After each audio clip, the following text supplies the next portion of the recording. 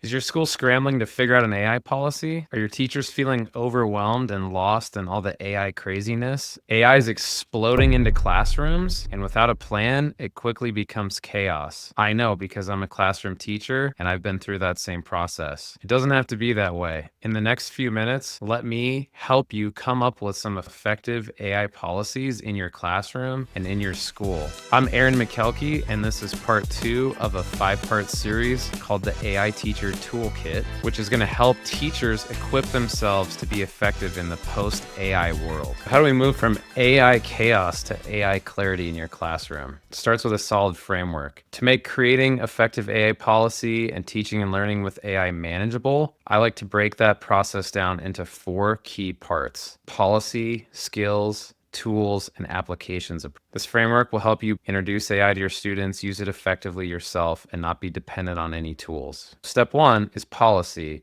What does that mean when it comes to AI, and what's my responsibility as a teacher now that AI is here and I know I need to change, but I don't know where to start? The biggest thing I want you to take away on the topic of AI policy is that it's not just one blanket rule. You're probably not the kind of teacher who's saying no AI on anything. But even if you are, I don't know why you're watching this video, you shouldn't be using the same blanket statement for everything. You also shouldn't be saying use AI however you want, go crazy on every assignment or assessment in your classroom. Effective policy really comes in layers. I'm a history teacher. I think of a hierarchy like federalism. You have the top, middle, and bottom levels that are making these rules. And we just want to make sure we know what those are for us as teachers so that we can be in compliance with those other levels of rules. And the way I want you to think about this is going from state to district to school. And then the one that you have the most power over and is definitely the most important, your classroom, which is your syllabus. Let's do an example so you can see how these hierarchies work together. Does your state in 2025 currently have AI guidelines? It's a flip of a coin because 25 states do, 25 states don't. Here's where you can find out if your state has guidelines. Check out this map. If your state is green as of January 2025, they do give you some advice on how to use AI. And if your state is gray, you got nothing there. Now, not all the states are the same. So if you go down to the link in the description, I have a link to where this map comes from, AI education, and you can go under each state that has given the guidelines and read what yours says so you can see that for yourself. A lot of teachers that I talked to didn't even know their state gave guidelines because their states are so bad at communicating that. If you haven't already subscribed to my channel, I'd love to see you do that so I can help bring tomorrow's technology to your classroom today. Of all this stuff in your state's guidelines or stealing from a different state, if you're one of 25 that doesn't have any, here's the most important things in there. How should students be using AI? All of them address this. Here's what Wyoming says. I'm going to read this word for word from their guidelines in July of 2024. Quote, to prepare all students for the AI-rich future that awaits them, it is imperative that they all learn about AI and have opportunities to learn with AI in increasingly interactive and complex ways. The big takeaway there is AI is really an equity thing. How many times did they say all students all learn with AI? It's very obvious that it shouldn't be something that some techie, nerdy teacher like me does and then the rest of the teachers in the school just ignore. It shouldn't be based on what subjects they're in, like computer science versus history. All students should be learning in increasingly complex ways to use this stuff. Why does that matter? If somebody comes at me and says, how come you're teaching my kid a prompting framework? Or how come you gave them an assignment where they can use AI? It's evil and bad for the environment. I say, well, have you read my state's guidelines? Because I'm following that guidance. It is important to know guidelines are not mandates. They're not saying everyone has to do this in your state. No state has done that. Most states probably won't.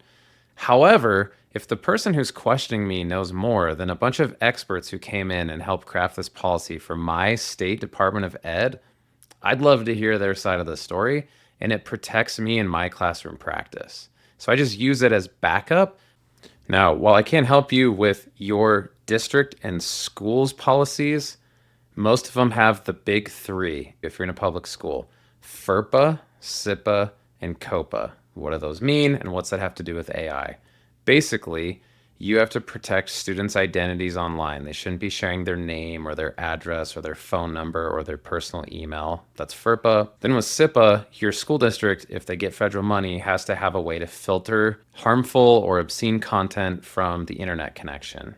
The problem with that is sometimes they block AI tools indiscriminately, not because your tech guy's going in and saying block ChatGPT, it's bad.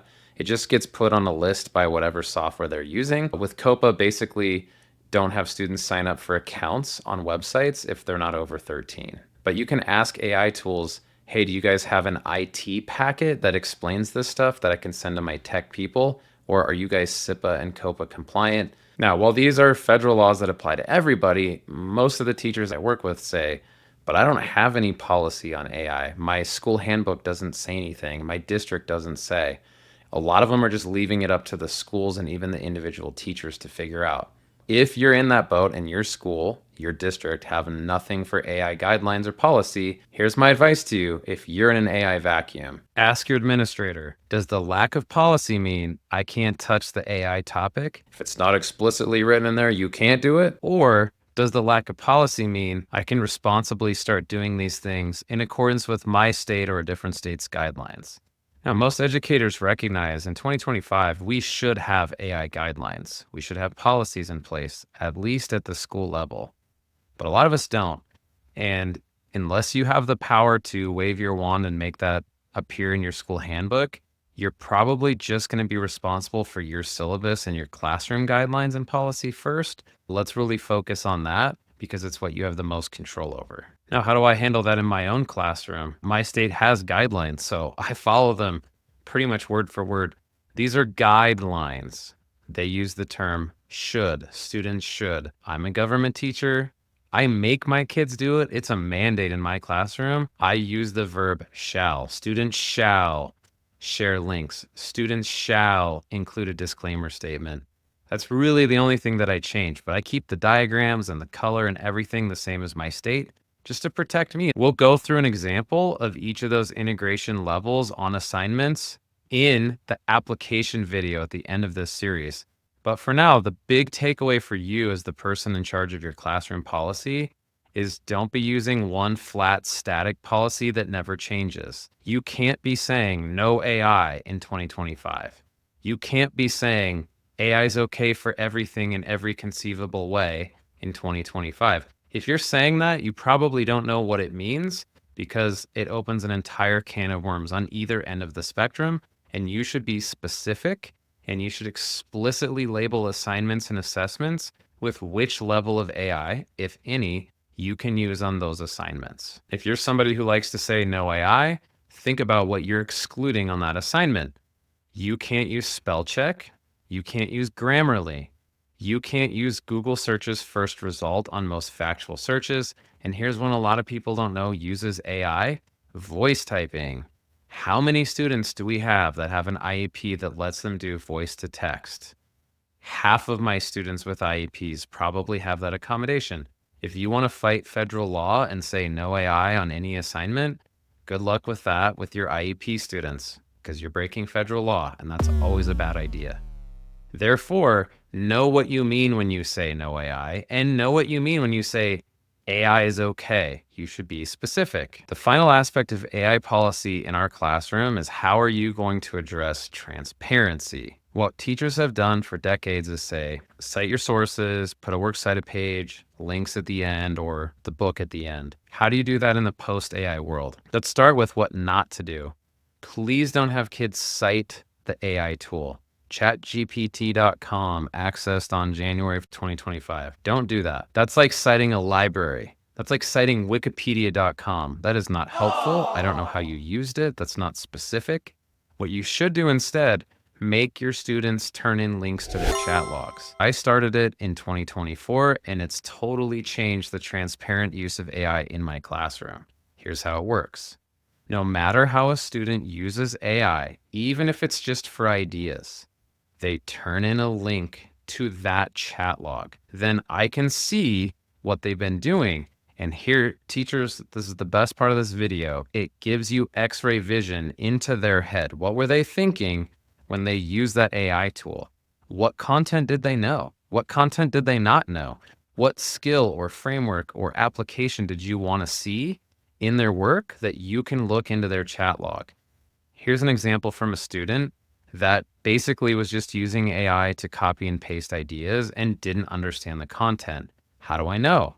They had to turn in a link to that chat, and then I can go through and read it. That's their citation. Here's an example of a student who really knew what they were doing, and you can tell they asked for specific feedback. They had a draft of their paragraph first, and I can go through with my teacher X-ray vision that AI chat logs give me and tell, wow, this kid really knows the content. Please try it with your students, even just on one assignment, and you will be blown away at what you can discern from reading their chat logs. Now, how do you get a link to a chat? You're going to have to show your students how to do this. I'll give you an example with ChatGPT, but all of the apps really do this. There's two ways. First, you can go up here to the name of the model, or in this case, the custom GPT they're in. You don't want to share a link to that. You want to link to their chat here, or in the top right, by their account picture, you'll see a share button with an open arrow. Have your students test the link in a different tab and make sure it loads everything in there, not just going to the homepage of ChatGPT. All of the large language models do this except Snap AI. It's another reason to not have your students using that, even though it's probably one they use all the time. Now, what does all this mean for me as a teacher in the generative AI era? We have to change, not the fundamentals, not the content, but some of the skills and the tools that our students are using didn't exist even 2 years ago. We have to learn how to incorporate those into our classroom. If you want to know how I teach my students the skill set of using AI, check out my next video in this playlist where I go through, no matter what platform you're on, School AI, Magic School, ChatGPT, what are the skills my students need to interact with these tools, to write, to research, to get feedback, to cite them, to use them effectively. Think about it this way. The only alternative is let your students keep spamming your submissions with AI-generated slop where they use Snapchat to write on a PhD level and then pretended it was their own words. Can we please stop doing that? I'm Aaron Makelky. Thanks for joining me in building an effective AI policy for your school and your classroom. If you haven't already, check out my link in the description below. I'll give you samples of syllabi that address AI in classrooms, the integration scale that I use and I explicitly put at the top of every one of my assignments, lesson plan ideas, and everything I do with teachers with AI. If you have any questions on AI policy that we didn't address today, put a comment down below. I'd love to hear those and get back to you. You can also send me a DM on any platform. My handle is just my name, @Aaron Makelky. If you want me to help you or your school, send me a message, and I'm always happy to talk with fellow educators. See you in the next video where we're going to be talking AI skills to teach your students.